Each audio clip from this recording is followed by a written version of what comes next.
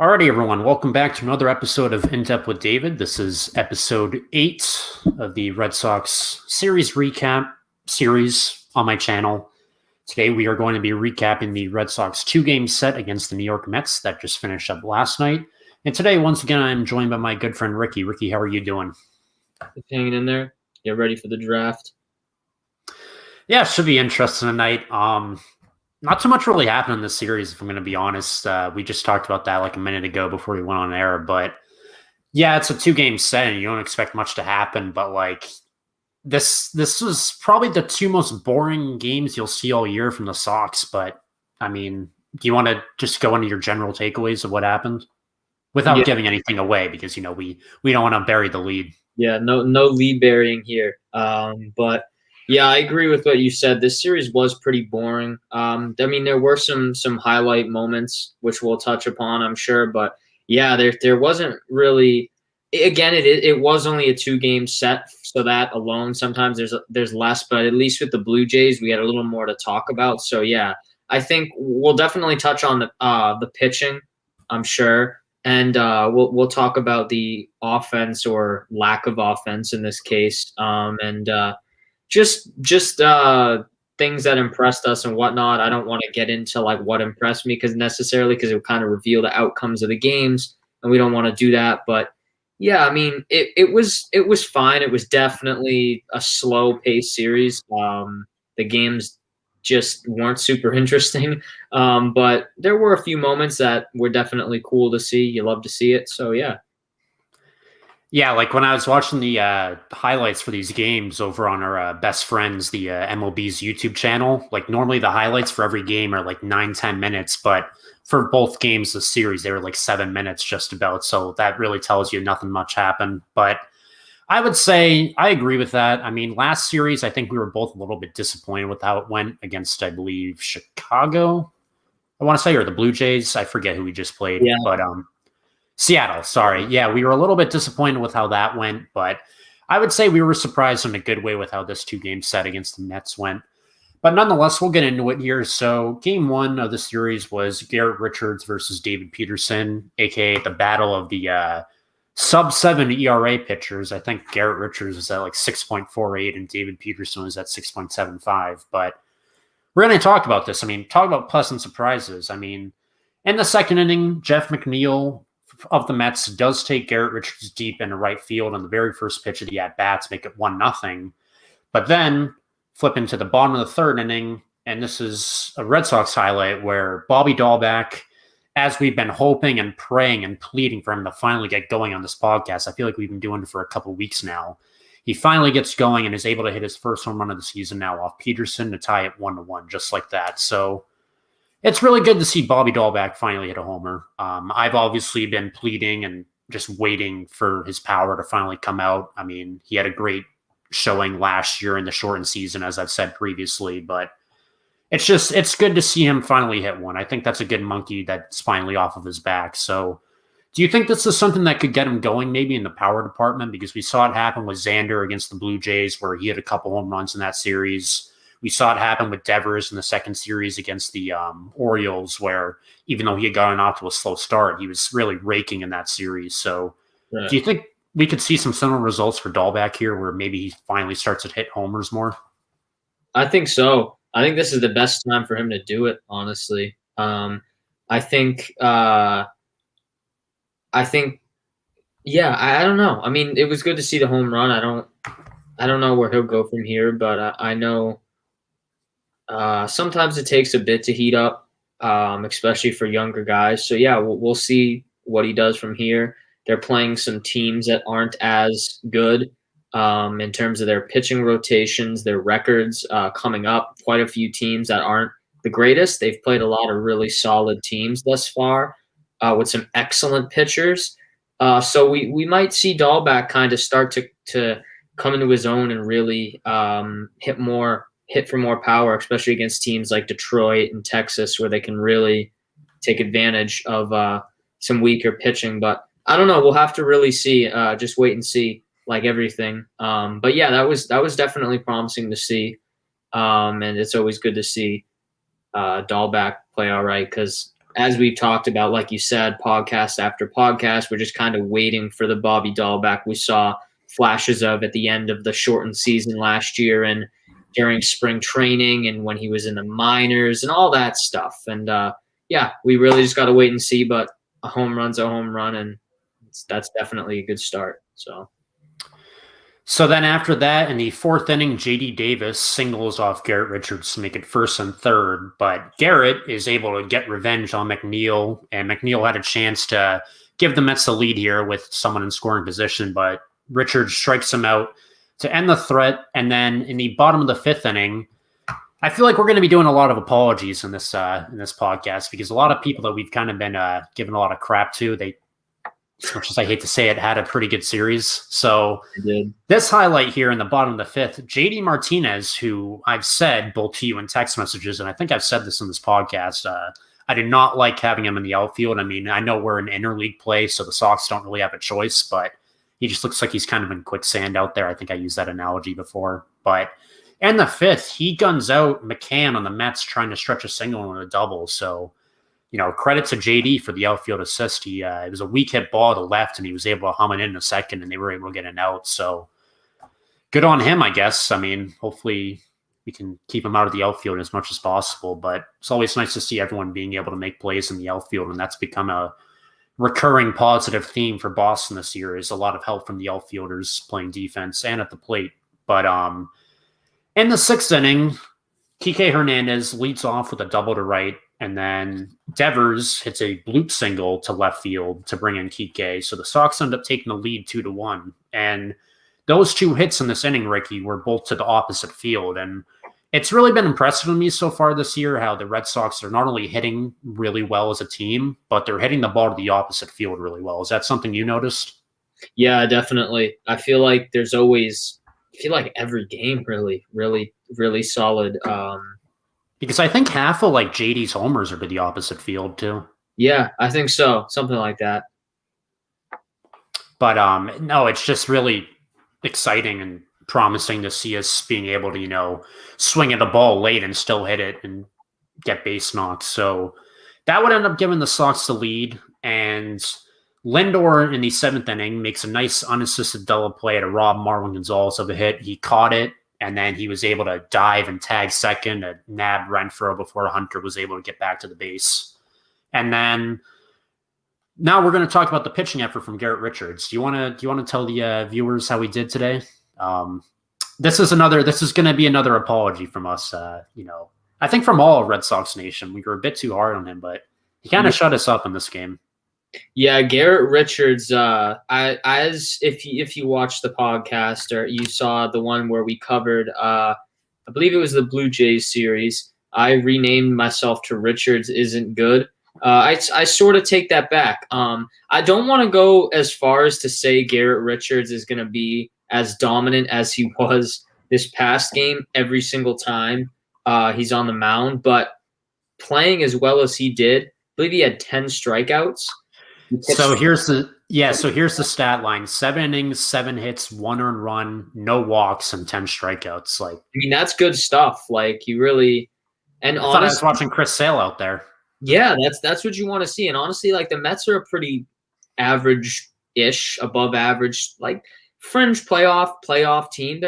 I like the Mets. They're not a terrible team. So to pitch well against a team that's not horrible and to do as well as Garrett Richards did, that definitely is kind of promising. I'm just hoping he kind of continues. And I know we talked about how fans were booing him back when he was in Boston and in that Blue Jays series and how he just looked humiliated. And I believe we talked about how, I don't know if you brought it up or I brought it up, if that pressure is going to help him improve. And maybe it did. Honestly, who knows? But he played like a completely different pitcher out there, and that for me was definitely the biggest takeaway of this game was just Garrett Richards' dominance. I would have never expected it, and even if he didn't pitch as well and still got the win, I think I'd still be impressed. But as well as he did, like that's really solid. So yeah.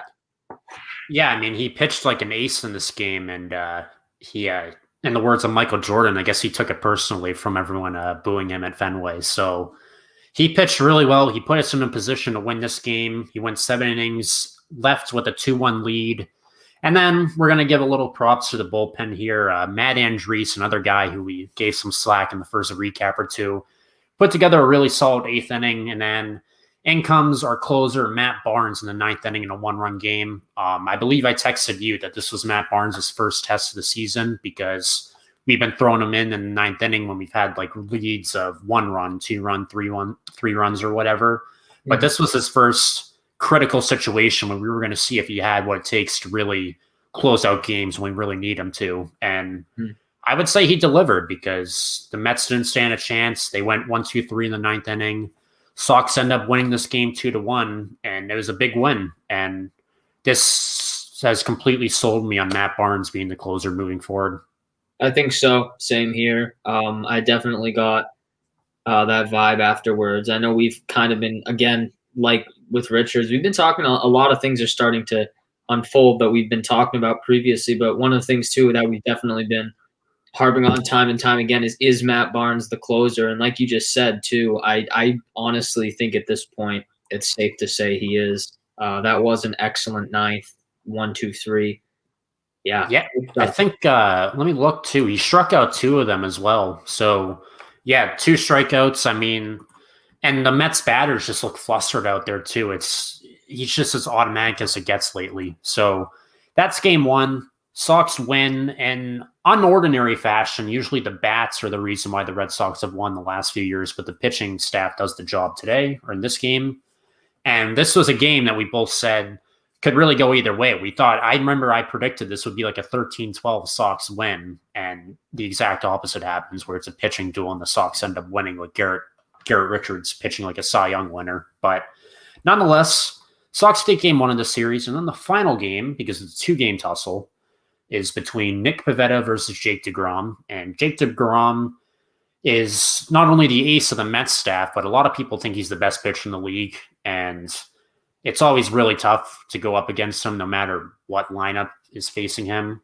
So we'll get into this game in the 2nd inning.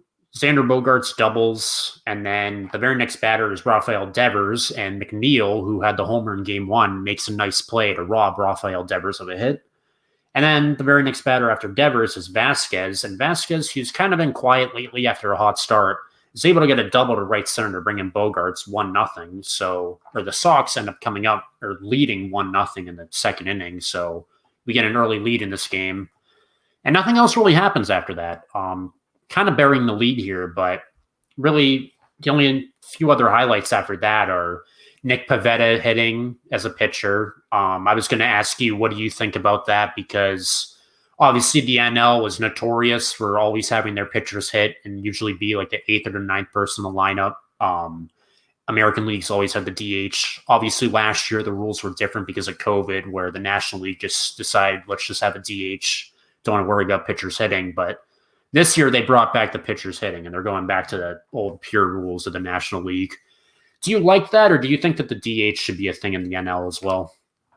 I like it, just because it's traditional. Yeah, you can't go wrong with tradition. So, yeah, I mean, I'm just kind of used to it, and it throws a little wrench in things. Like if you come to the National League, you have to get ready to have your pitcher hit. Doesn't really impact the game too much. There's a few pitchers in the NL who can rake and hit homers. I know Bumgarner comes off the top of my head, same with Clayton Kershaw, but most of the time it doesn't impact the game too much. So Nick Pivetta hits, and he gets struck out by DeGrom. Both pitchers just really pitched well. This was a true pitching duel. In the 3rd inning, Dominic Smith makes a nice sliding catch to retire Kike Hernandez. So a nice defensive highlight for the Mets out in the outfield. And then in the bottom of the 3rd, the umpire actually gets struck by a foul ball and has to leave the game. So there's a little delay there. Lindor struck his mask with one. He was a little woozy. He was about to tip over, but Vasquez was able to hold up the umpire. So hope he's all right with all that. Hopefully he's doing fine now. Then after that, I mean, Pivetta, you want to just talk about how he pitched tonight? I mean, just another good outing. Yeah, just solid. He's been decent, pretty solid. I mean, it wasn't a spectacular game. There were definitely blips like you just mentioned with hitting the ump. But yeah, it wasn't bad. Obviously, there was no runs allowed, so that alone is definitely a plus. So Yeah, I would say Pavetta's probably been our most consistent in the rotation this year. Evaldi obviously had a rough-ish opening day, I think. And then he had another bad start. Pavetta obviously had a shaky starting in Chicago a few series ago, but I guess you could say either Evaldi or Pavetta have been two of our more consistent players in the rotation. But Pavetta puts together 5 good innings of work here. 5 innings, 1 hit, 3 walks, 7 strikeouts. Not much else you can ask for out of a number 3 or a number 4 rotation guy. And then in comes Garrett Whitlock out of the bullpen. And once again, he's just proving that he's really been a steal after the Red Sox were able to get him from the Yankees. He puts together 2 great innings out of the bullpen, only lets up 1 hit, 1 walk, and he strikes out 4.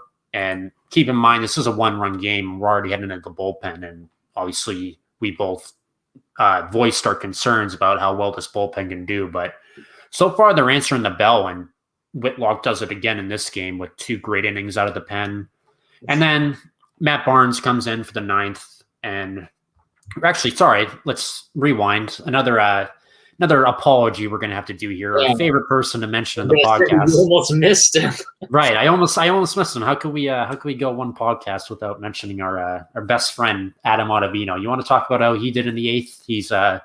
He's pretty much the setup man at this point. I guess we can call him setup man Ottavino. So talk about how he did in the 8th. I think again he had he in typical Ottavino fashion had a really good inning. Well, you talked about in I honestly think every podcast this season. He's probably the most interesting player on the team, if I'm going to be honest. Honestly, yeah. Some games he'll really impress, like he did in the game last night. And some games he'll just be horrible. So shout out Ottavino. I want him to continue pitching well. We aren't trying to slander him or anything. We just, yeah. Yeah, I mean, look, he obviously was a letdown kind of at the beginning of the year. He struggled against Baltimore in that second series, and then he had the meme-worthy walk-off against Minnesota that we keep bringing up. That game will always be mentioned in the Ottavino legacy. Of course, it's tradition, but I don't know if you mentioned on this podcast, but you text me whenever we're talking about how Ottavino's doing. It's the redemption tour in all caps for him. He's on a mission to shut up all his haters, and he did good last night. I mean, he got bailed out because Marwin Gonzalez made a nice catch at second to kind of rob Lindor of what would have at least been a single. But other than that, he was lights out. And I mean, if Ottavino can get that consistency down, he's going to be a good setup man for us. We both completely justified the trade from the Yankees. I mean, it was a salary dump for them, and I mean, it was just kind of a no-brainer for Hein Bloom to pick him up because he's another arm in the bullpen, and he had a great night tonight. So the 2 former Yankees are really performing well for us out of the bullpen. Mm-hmm. And then for the second straight night, Matt Barnes comes in a 1-run game against the Mets. And do you want to tell the viewers how tonight went? Or game 2 went with Matt Barnes? I'm trying to remember. It was last night. I'm trying to remember exactly. So we end up winning. Spoiler alert. Sorry to all the viewers because they hate on us for burying the lead, but we end up winning 1-0. Matt Barnes comes in, shuts down the Mets for the second straight night. There was a little bit of chaos, I guess, in the 9th. We kind of got lucky with one of the batters. I forget who it was, but he checked his swing, and the umpire said he swung, but he really didn't. So that kind of messed up the whole pitch count and messed up the psyche of the batter. But nonetheless, Matt Barnes was shut down, I believe. I don't think he gave up 3. He struck out the side. So just another great outing from Matt Barnes in a career year. He's faced, I saw the stat yesterday after the game, he's faced 50 batters this season, and he struck out 25 of them. Just ridiculous. That's good. That's really good stuff. That's 50% of the batters he strikes out. If you would have told me this news in 2017 when Matt Barnes made me want to have a heart attack every time he stepped up onto the mound, that he was going to do this in 2021, I would have laughed at you, but he's just having a career year. Once again, as I said, he shuts down the Mets. The Red Sox win 1-0, their second straight one-run win against the Mets, and they get the 2-game sweep. So just some good momentum tonight, or good momentum from the Sox to bring into the next series that we'll talk about in a second. But first, I want to ask you, do you think Jacob deGrom will want to request a trade? Because let me talk about his stats actually for a minute here. He went 6 innings in game 2. He only let up 3 hits, 1 earned run, 1 walk, and 9 strikeouts. But as has become the theme with deGrom in New York, he's just never been able to get run support whenever he starts for the team. So this has been a theme for years and years. I think really ever since they called him up. But do you think at some point he's just going to say, I've had enough and I want out? Or do you think he's a loyal guy? Because I don't know too much about his personality, but I feel like he's willing to ride it out with this team. I think so too. He's been there such a long time. I just don't see him personally saying, I want to leave. It could happen. And if it does, I swear to God, please don't go to the Yankees. They have enough aces that they don't know how to manage. Oh, shots. Yeah, we could go on an hour about shots at the Yankees this year. Maybe in a little bit later in this podcast, we can address the Yankees. But you can address. I mean, we're honestly almost at the end here. There's nothing really else to talk about if you want to go off on the Yankees for a minute. Yeah. So yeah, but I think deGrom will stay with the Mets, like you said. Just the loyalty of that. I don't know. I mean, because he's never thrown any of the Mets players under the bus for not getting him any run support. He's always been super humble, and the media tries to bait him and say, like, are you mad at your teammates? And he's like, no, it's just, it is what it is. You know, you can't get all these runs all these nights. So I can respect that. Right. But we'll give you a minute here, I guess, to talk about the Yankees and vent about them. Yeah, so sorry if you're a Yankees fan, just here for the hate, but I think anybody that's not a Yankee fan, even if you're a Mets fan, you're an Orioles fan, you're a Rays fan, Jays fan, it doesn't matter. The Yankees are a joke. I just want that to be known. They're a joke. I don't understand people who don't think the Red Sox are a real team at this point. I know this series was slow. I know we're done talking about it in 20 minutes, but the Red Sox have showed this year that they can come back when they're down. Their pitching is not as bad as, honestly, everybody, us included, thought. The relievers, which we've talked about too, have been a welcome surprise, especially guys like Matt Barnes, who, like you said, I would have never thought Matt Barnes would be, striking out 50% of the people he's faced at bat. I mean, that's insane stuff. And I just think the Yankees, they have such a high salary cap. They have all of these big name players and big name pitchers and a big name coach. And I'm getting a little bit angry at the lack of criticisms now. They're the savages in the box. Yeah. I mean, now I'm starting to see criticism, but as we talked about, the MLB had the Yankees in their top 10 for the first almost month of the year. And the Yankees are just showing that they're not it. And I know the Red Sox got swept by the Orioles in that very first series, but they responded with a sweep. Also, for Oriole fans and people who would like doubt the Orioles are actually not a horrible team. I'd say they're very mediocre. I don't know how you think about that, but I would say they're like your average.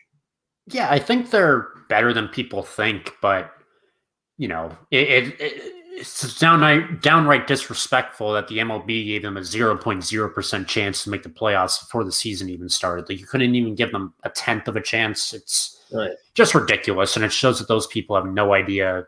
They don't watch baseball games. It's ridiculous. And I mean, it took until I think this week for the Red Sox to finally take a significant jump in the power rankings on MLB.com. And we're not the only ones who noticed that. I don't know if you saw an interview, but after we won last night, Cora said that him and Bogarts have an inside joke in the locker room where they say, like, oh, if we lose one game, our power ranking is going to skyrocket all the way down to 30 or whatever. So They notice it too. And it's just downright disrespectful. Like, yes, we're 15-10. Maybe this is a fluky start, maybe not, but we're going to enjoy the heck out of it because we didn't see this coming. None of us really saw this coming except for maybe Carabas or whoever. Everyone's overperforming. in a good way. All the pieces are coming together. Almost all our wins are come from behind. It's like this Right. team's got some grit to them. I don't know if we'll be able to hold on to this momentum that we've developed over the first month of the season as we go deeper into the summer, but we'll see. This team's going to be fun to watch. It's a lot of fun guys, good characters. You know, but for teams to keep not paying attention to us and just focus all their attention on the Yankees, it's just disrespectful. And I mean, keep underestimating us. That's the way we like it, and we're going to keep proving everyone wrong. Right. Another thing too, you mentioned Carabas, and I know a lot of other Red Sox fans too on social media and just throughout have talked about the and I think we've talked about it too, the 17-10 April. Do you realistically think that's going to happen? I mean, there's tonight's game against the Rangers and tomorrow, and the Rangers aren't that good, so they could win one, lose one, or win both. So I don't know what you think about that, but I think a 17-10 April or an 18-9 April is definitely a real possibility. So yeah, we have tonight and tomorrow, so we only have to win one of those games to make that happen, and I think we can do it. I guess we can just do the preview for the Sox and Rangers right now. Yeah. First game, so I have the pitching matchups right here. It's Perez versus Kyle Gibson tonight. Gibson had an ERA over 5 last year, and this year he has a 2.3 ERA, so he's off to a good start. Yeah, that's not bad. Tomorrow is Evaldi versus Kohei Arihara. Sounds like Koji Uehara. Yeah. His Arihara's ERA is 3.77, and then May 1st is Erod versus Jordan Lyles. Lyles has, what is it? I think he has an ERA almost around 7. And then the final game is Garrett Richards versus Mike Foltynewicz, who Foltynewicz, I believe, is the best pitcher for Texas. He has a 4.61 ERA right now, but that might be a tough one. So how do you think these 4 games are going to go? So the Rangers, I believe, are 10-15. 10-15. Yep. Okay. A lot of people think they're going to be one of the worst teams in the league this year. Yeah. I mean, I'm looking at the roster right now, and I'm not even going to lie. Some of these guys I've never even heard of.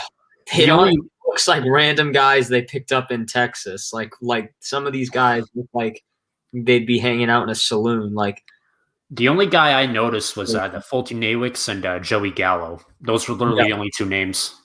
Yeah, Joey. Also, Brock Holt too. Oh, how could I forget about him? Yeah. I don't know his role. I'm pretty sure he's still a utility for them. I don't know, but it says second base. He's one of their top search results. So I don't know if that's indicative of the roster of the team that Brock Holt's like the 1, 2, 3, 4. I'm gonna say we win 3 out of 4, if I'm being honest. Yeah. I think we win the first 3 games like we did in the Minnesota series. I like these pitching matchups. Perez obviously isn't the best, but Gibson has kind of struggled this year. I think we can edge them out in that game. We got Evaldi going tomorrow. I feel like that's a winnable game.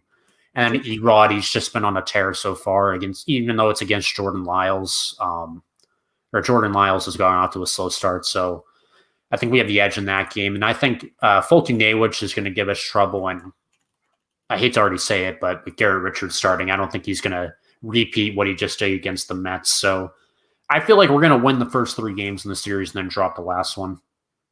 So that would bring us to like 19-10. Yeah. How about that? That's pretty good. How do you think the series is going to go? I was actually going to say the same. I think 3 out of 4 is actually really reasonable for this series. Like you said, too, with the pitching matchups and there not being a lot of big name power hitter, big name players on the Rangers and their record, too. I believe they're worst in their division. I'm not positive on that. Let me check. Yeah, they are. So, they are in a relatively tough division. So that might, play a role. But the Red Sox are also the best team in their division and playing well. So, yeah, I think 3 out of 4 is probably reasonable for this series. I just don't see a split or a loss. I know we kind of predicted splits against the Mariners and the White Sox and Blue Jays. And think the Mets even we predicted a split. Yeah. But those teams are all playoff or fringe playoff teams, so it's understandable that we have that. But I just think with the Rangers, just a split, it doesn't make sense, and I definitely don't see them dropping 3 out of 4, especially considering they haven't technically lost a series since the Orioles way back in the beginning of April. I think it'd be disappointing if we don't take at least 3 of 4, if I'm going to be honest. Like, if we split against this Rangers team, it's going to be disappointing. It is, for sure. But, hey, if we can get to that 17-10 mark at the end of April, I mean, that's going to be really good. You can't ask for a better start. Obviously, it's not the way we predicted they'd potentially start 17-10. I mean, I know everyone thought we'd take all 6 games against the Orioles, but it's been a weird, fun year so far. But hopefully the Sox can end April on a good note. Who were your players of the series for the Red Sox here? We'll just wrap up with that. Because there wasn't much going on, it was a relatively quiet series. I've just got one player. I'm just going to give it to Bobby Dahlback just because of the home run. There's only, as you mentioned, 4 runs of offense. So typically when we do these player of the series, we talk about guys that have been good on the offensive and defensive ends, and there was a lot more defensive and pitching effort on both teams because the Mets pitching and defense was also pretty solid despite the fact they lost. It wasn't like they were embarrassed. So I'll just give it to Dahlback just because of the home run. And for the pitcher, obviously I'm going to give it to Garrett Richards because he really surprised me. And then for the reliever, surprised all of us. Yeah, and I think for the reliever, I'm gonna actually give it to Ottavino. The redemption tour for both of them continues. All our best friends, Ottavino, Richards, just everyone who loves this podcast. For my Red Sox players of the series, I had Devers as my number 1 because he had 2 hits in both games, and he got the RBI, I think, in the second game, I want to say. Yeah, the 1-0. Or no, sorry, he got an RBI in the first game, and he had multiple hits in both games, so that was good to see. My honorable mention was to Dahlback for finally getting his first homer of the season, and he had a nice defensive play in the second game, I believe, at first. And then for my pitchers, Garrett Richards, just amazing start. Came out of nowhere, but we needed it right at that time. Just good to see him doing that. Hopefully it's a step in the right direction. Then Matt Barnes, just Mr. Automatic, 6 straight outs without giving up a hit against the Mets in 2 nights, 2 saves. Can't ask for much more than that. Garrett Whitlock, 2 innings out of the pen in game 2 of the series and struck out 4. He's just really getting off to a hot start again this season. He's just been really good for us since we got him from the Yankees. How about for the Mets? Oh, this is tough. I gotta look at the roster and remember some of the stuff. So I had McNeil. That was the guy who hit the homer. In game 1. Right. And then he had a hit in game 2. So I just picked him as my offensive player. And then I picked DeGrom as the pitcher because just phenomenal stuff, even though he gave up a run. I mean, it's not his fault that the Mets couldn't give him any run support. 6 innings, 3 hits, 1 run, 1 walk, 9 strikeouts. I mean, just ridiculous stuff. But he's known to just have become one of the better pitchers in the MLB. So props to him. I don't know if you have any other different players on the Mets. Really the same, honestly. I was going to touch on DeGrom as well because obviously, as known by most baseball fans, he's the real deal, obviously. He's been around. Thor. He's, just great. So, yeah, they call him Thor, I think. I hope I'm not messing up his nickname. But that's going to do it for this recap. Red Sox take 2 games against the Mets. Good series, improved to 16-9. They have 2 chances to end the month to try and get to that 17-10 benchmark that a lot of people in Boston media have been talking about. So hopefully they can reach that. Should be an interesting series against the Rangers. So that's going to wrap it up for this podcast today, this recap. Another short one. I apologize, but it's not my fault that the Red Sox sandwich in two-game series against these 4-game sets. So it's what it is, but we always have fun doing these. That's pretty much it. Thank you for watching. Absorb that like button. Absorb that subscribe button. Comment down below what you like, what you don't like, what you like about us, what you don't like about us. Tell your guinea pigs about this series. Tell your friends about this series. And we will be talking to you guys soon again in the next few days after the series against the Rangers. All right, everyone. Have a good night.